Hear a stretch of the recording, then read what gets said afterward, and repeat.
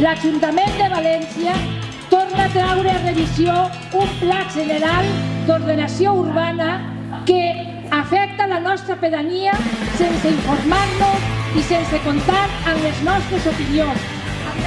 L'Ajuntament i la seva alcaldessa al capdavant respon a les nostres peticions amb un PGU emboirat, baix un núvol de desinformació, atacs al nostre territori i també, lògicament, amb el menyspreu a les persones que l'habitem. El nostre territori, el nostre poble i tots nosaltres som molt més que una línia traçada en un plano o uns ciutadans que només comptem per a pagar impostos i votar cada 4 anys.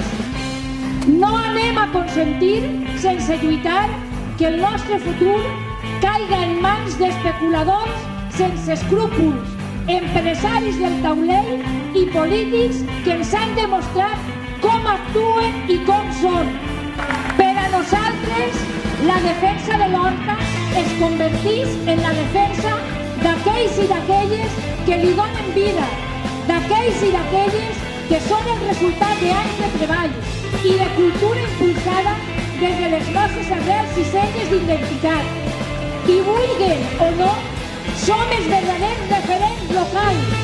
València i com a resultat tot el nostre país ha de créixer i desenvolupar-se, sempre tenint en compte aquestes arrels, sense trair d'on venim, però amb els ulls ben oberts cap a un futur que ha de ser sostenible i controlat i dirigit per nosaltres.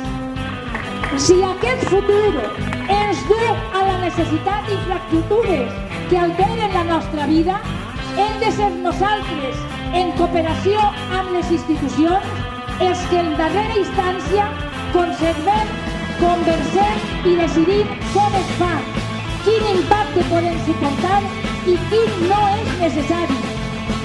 Cal pensar per un moment quin futur estem disposats a deixar a temps els que venen darrere, quin present i futur de contaminació i sense xarxes socials i populars volem oferir a una joventut que es quedarà sense referents dignes, autòctons i saludables.